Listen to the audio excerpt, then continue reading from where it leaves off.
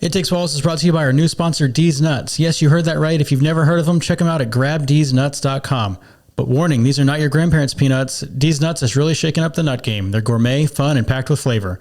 Whether you're a fan of savory flavors like ranch, sriracha, or hot cheddar, spicy like ghost pepper, or if you have a sweet tooth like me, you'll like the banana pudding.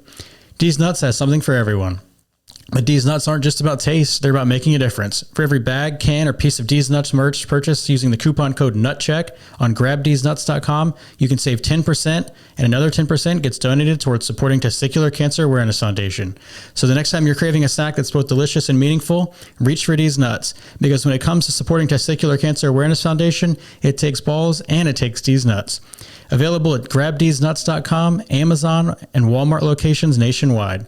D's Nuts, a delicious, healthy snack in a variety of fun flavors and making a difference one nut at a time. The stories shared on It Takes Balls are unique to the individual sharing. Always speak with your trusted medical provider for treatment options specific to you. Welcome back to It Takes Balls, presented by Testicular Cancer Awareness Foundation. Today I'm joined by Erik Vitáliš. He's a testicular cancer survivor living in Slovakia. Erik, thank you so much for being here. Thank you for having me. So before we get into your story, I know that you are you just graduated with a degree in molecular biology and you're now studying oncology. What is kind of the incidence of testicular cancer in Slovakia? Is it very common? The testicular cancer is rare cancer, so it's not as prevalent in Slovakia as in some kind of Scandinavian countries like Norway or Denmark. But yeah, I think it is rare cancer, and especially young men aged 15 to 35 are handicapped with this type of cancer. Yeah. So before you were diagnosed, had you ever heard about it? Actually, I have to say no, because I think no one talks about it as much as possibly can to spread the awareness, especially in my country, I think. Yeah, and we're grateful to have you on here to kind of get the word out and hopefully get some Slovakians checking their testicles. Yeah, that would be great if the men in Slovakia would check. Yeah. Yeah. So, like, what was your first symptom that you noticed that led you to go be seen? A lump in my testicle. I noticed it like when it was quite small, but I was kind of afraid, and it is like some, like, you know, the intimacy and the feeling that you have when you have to talk about your personal stuff, you know, with anyone. So yeah, first it was the lump, and it started to grow and getting bigger and bigger, and then I realized that yeah, something might be really wrong, and I have the background in molecular biology, you know, and the medicine. So, yeah, it was, I don't know, just this. Yeah. So how long was it between the time that you first noticed the lump until you went and saw your doctor? It was probably like 3 months, I think. It happened in 2022. In January, I noticed the first lump, and 3 months took me to encourage myself to visit the doctor. And unfortunately, the appointment was in May. It was actually the Friday 13th on May. So when the appointment was scheduled, so I had a really bad feeling about it, and yeah, so I went to my doctor, to urologist, and the doctor performed an ultrasonography, and she told me that I have to immediately go to hospital to undergo a surgery. It was like completely shocked, of course I Googled some symptoms, like a regular person will do. And yeah, I went to the hospital and scheduled the surgery. It took place on Monday, so like in 2 days. And yeah, the surgery was okay. I was quite surprised how okay it went, like the post-op reconvalescence and stuff like that. But yeah, the urologist told me that I should see an oncologist.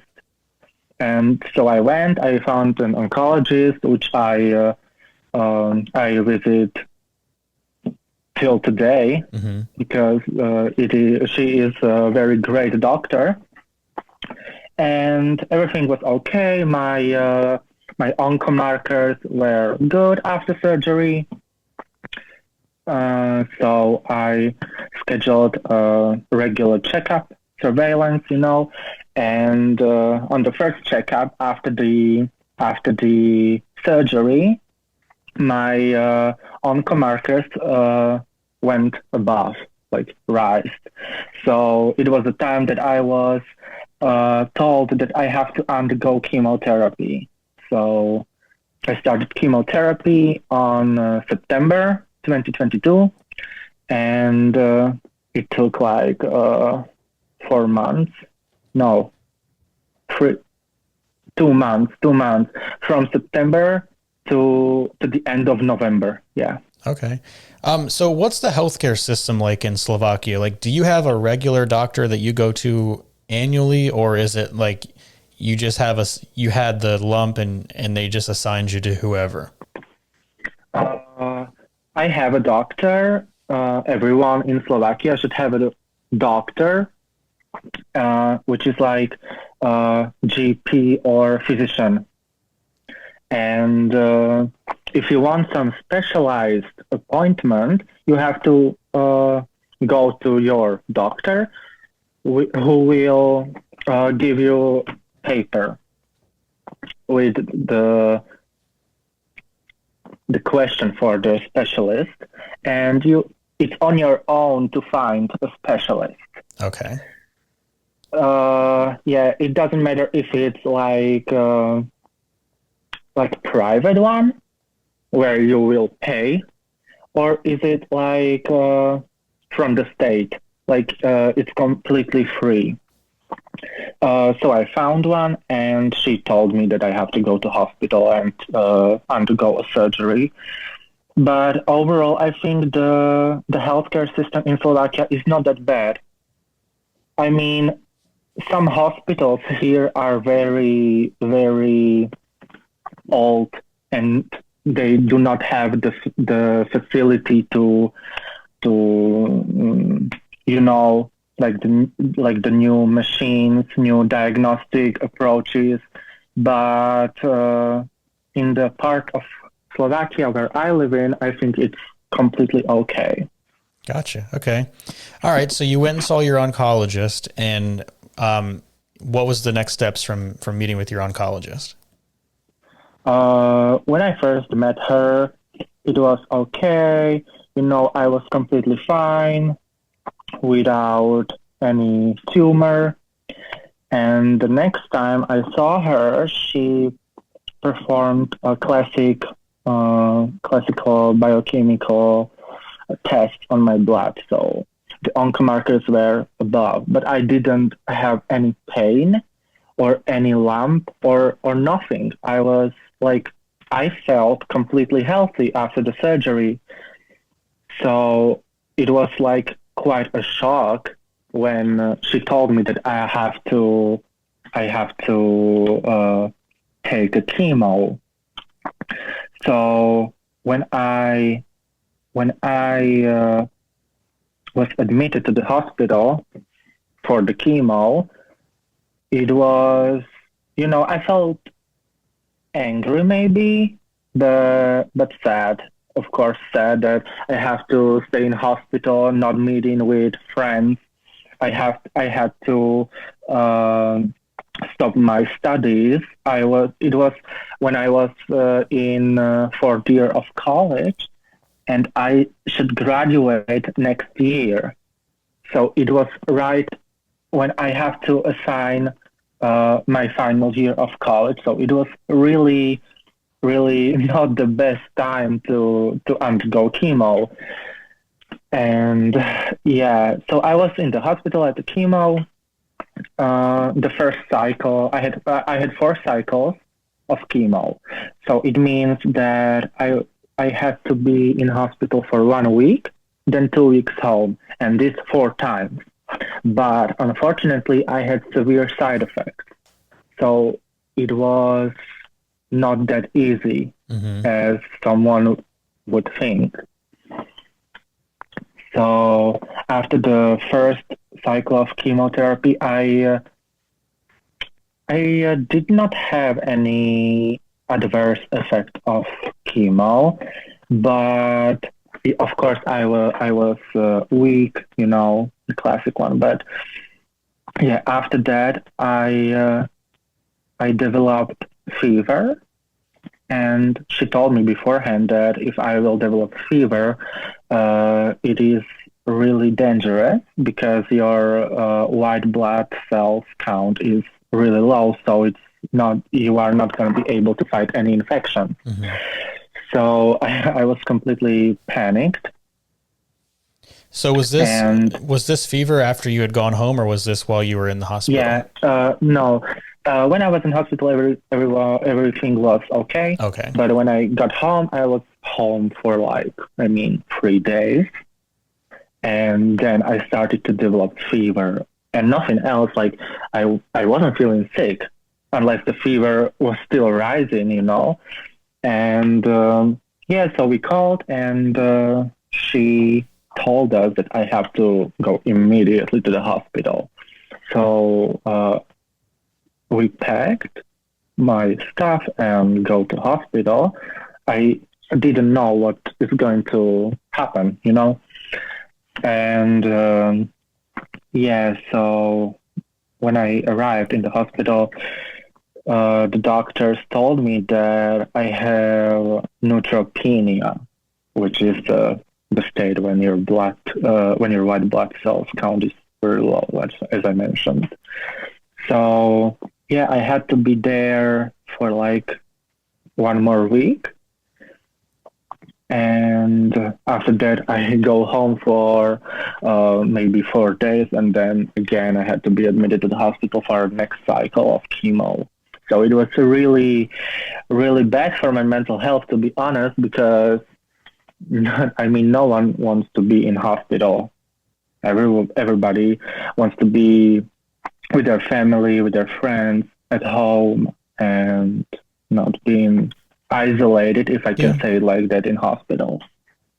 Is it typical to be inpatient in the hospital the entire week when you were receiving chemo, or was yours a special case? It depends. It depends on the type of tumor, because, every tumor is different.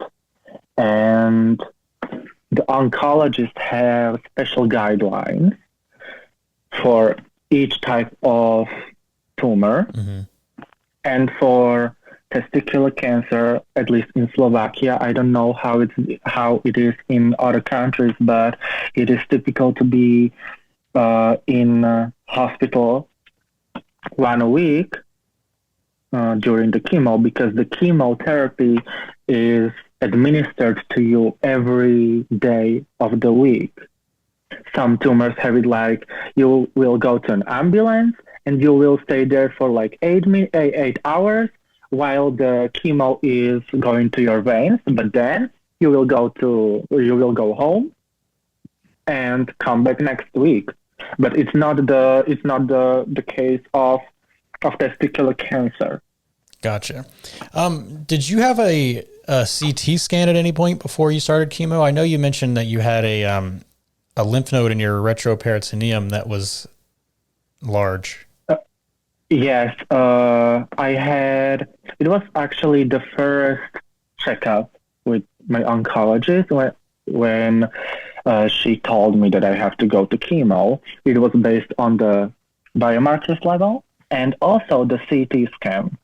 As I mentioned, I didn't notice it because, obviously, but I did not have any pain. So, yeah. On the CT they performed that day, they found a retroperitoneal lymph node, which was bigger than it should be. So, yeah, that was on the same day that I know that I have to go to chemo. Gotcha. Okay. So you mentioned like it was the staying in the hospital was bad for your mental health, not being able to be with family and friends. What was your kind of support system like being in the hospital during chemo? Were you able to have visitors? I was able to have visitors, but I mean, the doctors were great. They supported me. I can say, I think we built some kind of relationship because, yeah, I mean, every doctor should have some relationship with his patients. And yeah, I had allowed visitors, but it was the time when COVID-19 was still present with us here. So it was really like restricted. Mm-hmm. And unfortunately, after the second cycle of my chemo, I got infected with COVID. So I had to be totally isolated in a room with only myself, not other patients. And yeah, it was the time I did not have allowed visitors. So it was really, I was feeling really anxious because of the isolation and not being able to be with my family or friends. Yeah. Yeah. So what did you do? Were there TV shows that you were watching or movies Yeah. or sleeping? Yeah. To be honest, I slept a lot because of the exhaustion I was feeling, but also I watched like the Big Bang Theory series and some kind of comedy series to not think about bad stuff, what would happen. So yeah, it was the average day that time of my life was that I wake up and I was at my phone, texting with my friends or family, but it was not that easy for me to stay awake because I was completely exhausted. So I just had a TV turned on, and yeah, it was practically all day the same. Yeah. So, you were a student still. Are you in school, or were you in school close to home, or had you gone to a different city for school? Like, were you close to your family? I was pretty close to my family. The hospital, the National Cancer Institute in Slovakia, is located in Bratislava, the capital of Slovakia, and there's the place that I study. So yeah, but I do not live here in Bratislava, but I lived like 40 minutes by car, so it's not that bad. Gotcha. Okay. Was the Big Bang Theory in English or was it translated? It was translated, unfortunately, because there was not HBO or Netflix or this. It was like our state television, I would say. So it was in Slovakia. Interesting. It's Slovakian. All right. So, let's walk through the rest of chemo. By the end of it, how beat down were you? What was it feeling like at that point? It was harsh, I would say. After the 2 courses of chemo, I again developed neutropenia.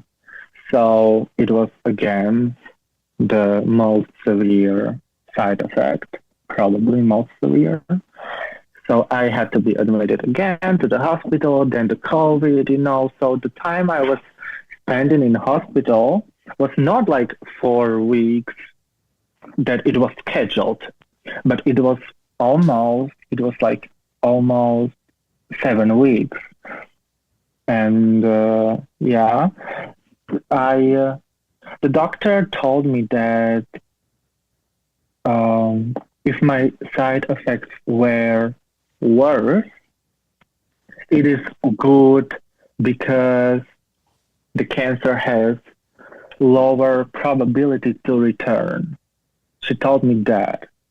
So it was like, okay, I have the bad side effects, but later in my life it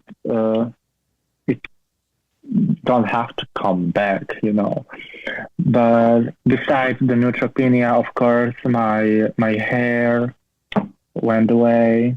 It was, it's just a hair, but I had 23 years. I was 23 years when I experienced it, and it was really hard for my confidence. It still is, sorry, because my hair did not grow back as it was expected. I have alopecia and stuff like that. And yeah, I had a skin rash. I had thromboembolism. So I had to inject myself with anticoagulants, and yeah, it was a lot of stuff to deal with. Wow. Yeah. So after chemo ended, what were the next steps? Were you all good, or did you have to do an RPL&D or anything? No, I did not have to undergo another surgery. I was okay. I was healthy. I am healthy, I can say. Hopefully it will last.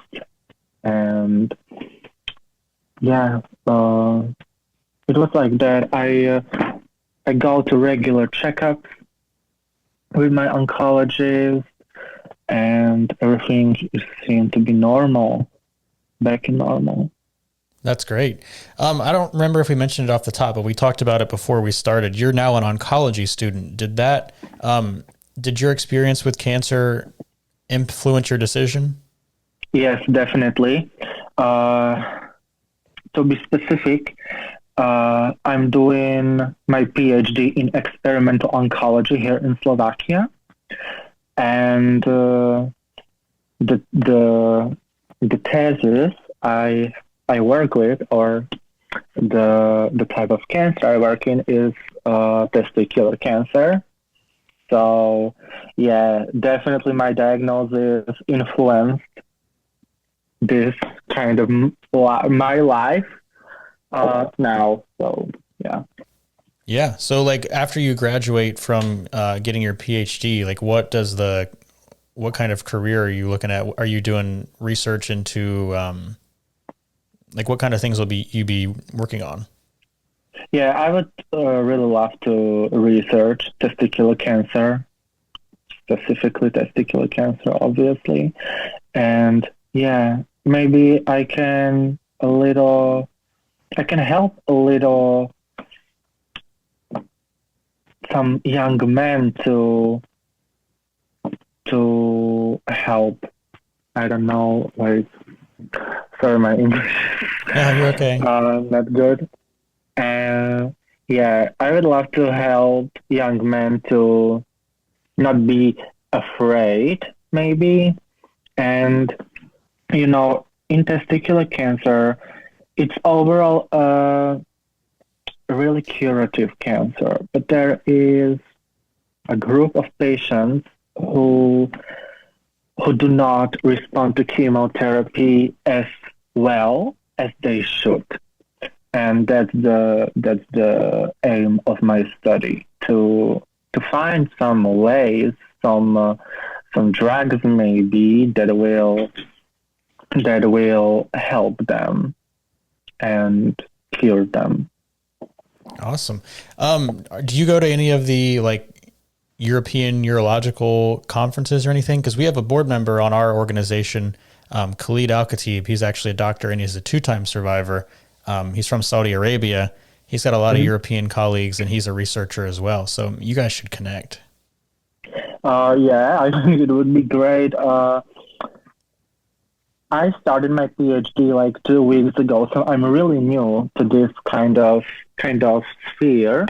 But yes, I have like 3 or 2 conferences planned, but it's in Slovakia, so not like international, worldwide, so like small conferences.